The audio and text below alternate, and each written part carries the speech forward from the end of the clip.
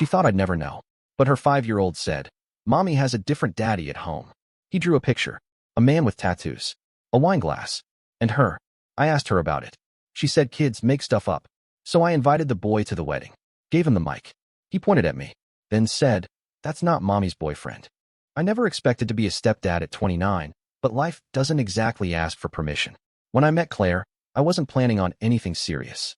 She had a 5-year-old son named Dylan from a previous relationship, and I was upfront that I didn't have much experience with kids. But Claire made it look easy. She was calm, always in control. She didn't pressure me. She just let things happen naturally. What started as casual quickly turned serious. I fell for her.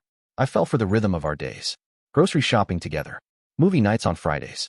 Brushing Dylan's teeth while Claire packed his preschool bag. All of it. It wasn't perfect. Co-parenting never is. But I felt like I had found something real, something stable. We got engaged after 2 years. Claire said yes before I finished the question. I remembered Dylan jumping on the couch, yelling, "We're going to be a family." I had no reason to doubt anything. Until the Tuesday afternoon, Dylan sat at the kitchen table with his crayons and casually said, "Mommy has a different daddy at home." I was halfway through chopping vegetables when he said it. I thought I misheard. "What was that, bud?" He looked up from his drawing and shrugged like he didn't think much of it. "Mommy's other daddy. The one with pictures on his arms." I put down the knife and walked over. "You mean your real dad?" Dylan blinked. "No, he's far away. I mean Mommy's daddy." I crouched next to him. "What do you mean, Dylan?" He pointed at the paper. He had drawn a stick figure with black scribbles up and down both arms. Another figure beside him holding a cup. Claire's blonde curls were unmistakable. The two of them were standing next to a red shape I assumed was a bed. "And who's this?" I asked. "That's Mommy's house. That's her room. That's the wine." It hit me wrong. I don't drink wine. Claire has a bottle sometimes, but never when I'm home. I started to ask more, but Dylan had already moved on, coloring in a dinosaur. That night, I brought it up to Claire while we were brushing our teeth. She laughed. "I swear, Dylan's imagination is something else," she said, wiping foam off her lip. "He's been watching this YouTube channel where they draw fake family stories. He probably got it from that." "You sure?" I asked. He was pretty specific. Claire turned to face me, still smiling, but I noticed something in her eyes. Too alert, too focused. Like she was waiting to see if I'd press. "I think it's sweet that you're so concerned," she said. "But he's 5. He makes stuff up all the time. You really think I've got some tattooed wine guy hiding in my closet?" I didn't answer. She kissed me on the cheek and left the bathroom. But something didn't feel right. The next morning, while taking out the trash, I noticed a wine glass buried deep in the kitchen can. It was a brand we didn't use, thinner stem, lipstick on the rim. Not Claire's usual shade. She'd been home all weekend, supposedly sick with the flu. I had done all the errands. She hadn't touched wine around me in over a week. I didn't bring it up. I wanted to believe it was nothing. Maybe something left over from her friend's visit. Maybe I was overthinking. I've never been the jealous type, and I wasn't going to become one now. But then came Friday. I picked up Dylan early from daycare. He was excited to show me something he made. "It's for the wedding," he shouted, handing me a folded piece of paper covered in sparkles and scribbles. I opened it. On one side me, a rough sketch, but I recognized my beard. Dylan had labeled me Stepdaddy Ryan. On the other side, another man. This one had black arms with zigzags that were clearly supposed to be tattoos. A big red wine glass. And Claire, smiling next to him. Underneath, in clumsy handwriting, "Mommy's house." I couldn't pretend anymore. That night, I asked Claire again. Dylan drew another picture. She looked up from her laptop. "Yeah. Tattoo guy again. Said he was at your house. Holding wine. Standing next to your bed." Claire blinked. "Babe, he's 5. I told you. He's been watching those weird stories on YouTube. Kids mix stuff up. Why is he drawing the same guy twice? Why does he keep talking about wine?" She didn't hesitate. "You're looking for a problem that doesn't exist." I didn't argue, but I didn't agree, either. Later, while she was in the shower, I checked her search history. Nothing strange. But her tabs? How to factory reset an iPhone. Can deleted iMessages be recovered? Private browsing mode. Does it really hide everything? I closed the laptop. I lay in bed that night staring at the ceiling, listening to the shower running. I didn't say anything, but I didn't sleep. The morning after I checked Claire's laptop, something shifted. Not in her behavior. Claire acted like nothing was wrong. She kissed me goodbye, reminded me about a florist appointment later that week, and even sent a photo of Dylan holding a tuxedo rental bag that afternoon. It was all very normal. Too normal. I started watching the little things. A towel left damp in the bathroom after I'd already showered and left. A second toothbrush appearing in the holder, gone the next day. Laundry with men's athletic socks in a size I didn't wear, folded carefully into the back of a drawer I never used. Claire had always been neat. Obsessively so. That was the first thing I noticed when we moved in together, her habit of putting everything in its place. A wine glass in the trash didn't fit. A mystery toothbrush didn't fit either. But now I wasn't sure if I'd simply missed these things before, or if they were new additions I wasn't supposed to see. Then came Dylan again. It was a quiet Saturday morning. Claire was at her friend's baby shower, and Dylan and I were at home building a Lego spaceship. Out of nowhere, he asked if I liked tattoos. I told him I didn't have any, but had thought about getting one in college. He looked confused. He said I already had tattoos. When I asked what he meant, he said I was the one with the pictures on my arms. I told him no, that wasn't me. He paused, then said, almost in a whisper, that the other daddy had tattoos and that mommy said not to talk about him to Ryan because it was a secret friend. I didn't say a word. I just kept handing him pieces for the spaceship and let him talk. He said the secret daddy brought toys sometimes, that he made mommy laugh more than I did, that he stayed late when I was doing boring work stuff. He said the man always wore bracelets and smelled like the purple soap in mommy's bathroom, the lavender one I hated and never used. That was the last piece I needed. I knew I wasn't going to get the truth from Claire, not directly, so I stopped asking. Instead, I bought a small audio recorder online. Nothing high-tech, just something that could sit behind the couch or on a bookshelf. I didn't want a camera. I didn't want video. If something was happening, I didn't need to see it. The first few days, there was nothing. Just cartoons, cleaning sounds, and Claire talking to Dylan. But on the fourth day, a voice appeared. Not hers. Not Dylan's. Male. Relaxed. A little rougher than mine. He laughed. Claire laughed. Then there was the clink of a glass being set on a hard surface, and Dylan asking if he could show him his dinosaur toys again. I stopped the recording there. I didn't want to hear more. Not yet. That night, I opened Claire's iPad when she fell asleep. It was synced to her cloud account. There was only one folder with recent images.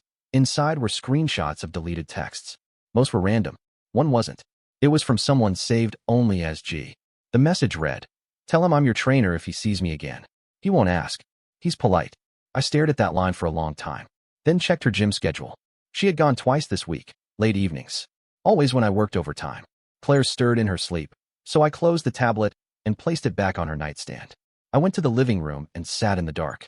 No music, no lights, just me, the refrigerator hum, and the image of Dylan's drawing. The man with the tattoos. The wine glass. The arm around Claire. She hadn't just been careless. She had been confident I'd never question it. She'd been able to convince me that a 5-year-old couldn't be trusted with what he said, but kids don't invent patterns. Not like this. And it wasn't just what Dylan had drawn. It was how natural it came to him. There was no confusion in his voice. No hesitation. He wasn't guessing. He was remembering. I didn't confront Claire the next morning. I acted like nothing had changed. Told her I might get off early later in the week, and we should take Dylan to that pancake place he loved. She smiled and said that sounded nice. That afternoon, I made a list. Guests. Timeline. DJ playlist. And at the bottom, Dylan's speech. I told Claire we should let Dylan say something at the wedding. Just a quick thank you or sweet line. Nothing big. She loved the idea. Said it would be adorable. While she went on about tuxedos and flower girl baskets, I messaged a woman from Claire's office. A coworker named Karen. I had only met her once, briefly, but I remembered her tone when she saw Claire with me for the first time. Polite. Reserved. But something about her eyes said more. Claire had once told me not to invite anyone from work. Said they were a tight-knit group, and it would be awkward. I had brushed it off then. But now, I texted Karen directly, saying I'd appreciate her presence at the wedding. She responded within minutes, accepting the invite without asking any questions. The following night, I opened the drawer by the couch to grab a phone charger. Inside was a necklace I had never seen before. Gold chain, cheap. The pendant was a lowercase letter, G. It wasn't a gift from me, and it wasn't something Claire would have bought for herself. She was too particular about jewelry. But I remembered something now. A man from her gym. Tall, lean, sleeve tattoos.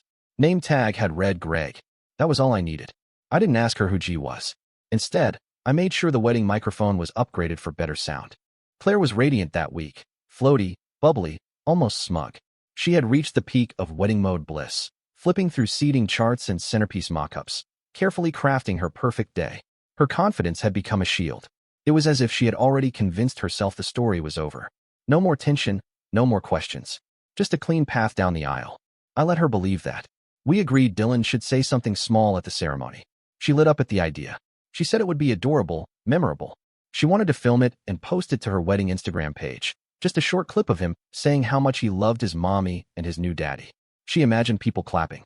Maybe even a few tears. That's how she thought it would go. But I had different plans. I spent the next 3 days rehearsing with Dylan, not coaching him, not guiding him, just giving him the mic during bedtime, letting him play with it, turning it into a game. I told him he could say anything he wanted about mommy at the wedding, that everyone would be listening, that his words would be important. At first, he repeated the usual things. He liked her hugs. She made good mac and cheese. She helped him paint rockets on rainy days. But by the second night, he asked if he should talk about mommy's other friend too, the one with bracelets and pictures on his arms. He remembered the dog tattoo this time. Said it barked. I didn't flinch. I just asked what else he remembered. Dylan said the man had given him a toy car once and told him not to tell anyone. He mentioned how mommy had laughed loudly that day and told the man to keep his shoes near the window so no one would see. It wasn't a confession. It wasn't even malice. Dylan was just talking, comfortably, like kids do when they don't realize the weight of their words. Claire was out at the time, picking up seating cards. When she got home, I tucked Dylan in and walked out like nothing had happened. That week, I also confirmed something else. I managed to get a look at Claire's gym app when she left her phone unlocked. Her session history showed a consistent late-night booking, 9:30 to 10:30 p.m., Tuesdays and Thursdays. Always marked with the same instructor, Greg. I Googled the gym. Their trainer profiles were public. Greg had tattoos, full sleeves, one clearly of a dog on his left arm. There was even a photo of him holding a wine bottle in a promotional image for their fitness and wine fundraiser. Claire had gone to that event 2 months earlier. She told me it was mandatory for her office wellness program. I hadn't questioned it then. Now I printed that photo. Just one copy. I folded it, sealed it in a blank envelope, and placed it under my suit in the wedding garment bag. As the wedding date crept closer, I made a few last-minute changes. I paid extra for upgraded microphones and a new speaker system. Claire didn't notice. It was handled through the venue, and she was too focused on the floral arrangements to check the invoice. I also added 2 names to the guest list without telling her. Karen, her coworker, the one who responded to my message without hesitation, and someone else. I didn't find the second name myself. Karen had helped. When I told her, vaguely, that I believed Claire had been dishonest, she hadn't needed much convincing. She said she wasn't surprised. Then she gave me a name. Jess. Jess, it turned out, was the girlfriend, or maybe ex-girlfriend, of Greg. They'd been on and off for years. Karen didn't know the details, but she was certain Jess wouldn't want to be left out if she knew what was going on. I found Jess on social media. Sent her a polite message. She asked if this was about Claire. When I said yes, she asked for an address. No further questions. Claire had no idea any of this was happening. She thought I was busy with last-minute suit fittings and playlist emails. She didn't ask why I seemed quiet. She said it was nerves. The night before the wedding, we stayed in separate rooms as tradition. She kissed me on the cheek and whispered that tomorrow would be perfect. I told her it would be unforgettable. The venue was ready. Dylan's suit was hanging in the back seat of my car. His speech paper was in his tiny jacket pocket, where I had tucked it in front of him the night before. I told him again he could say anything he wanted. Claire had no idea what was coming. Not about Dylan. Not about Karen. Not about Jess. Not even about the envelope under my suit, now weighing heavier than the fabric it hid beneath. She had built this illusion on the assumption that I was harmless, that I would ignore the wine glass, the bracelet, the smell of someone else's soap on our towels, that I would believe a 5-year-old boy had invented an entire second father. She didn't expect me to stop asking questions, and she definitely didn't expect me to give Dylan the microphone. The morning of the wedding felt colder than it should have for spring. The air had that strange stillness, like everything around me was waiting for something to break. The venue was beautiful. Claire had picked it months ago. White chairs lined along the aisle, flowers clipped to the ends, soft music playing while the guests took their seats. She had insisted on perfection. Every detail, from the monogram napkins to the lavender-scented candles, was her design. As the groom, I was expected to be nervous. People smiled at me, patted my shoulder, told me how lucky I was. I smiled back. Every movement felt distant, automatic. Like I was watching someone else wear my suit, someone else stand under that arch.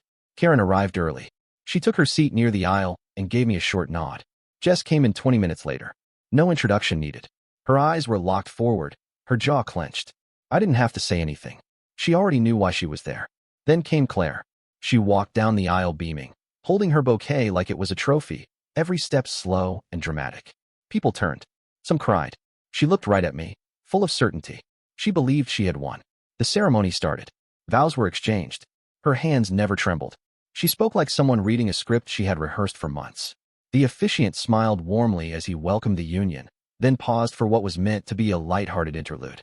This was the moment I had requested. A brief moment before the ring exchange. I asked if we could let Dylan say something. Claire had loved the idea weeks ago. Now, With 130 people watching, she smiled proudly as I took Dylan's hand and helped him step forward. The mic was already live. He looked small against the size of the crowd. He held the microphone with both hands and squinted slightly in the sun. I didn't prompt him. I didn't whisper anything in his ear. He spoke on his own. He said Mommy's boyfriend wasn't me.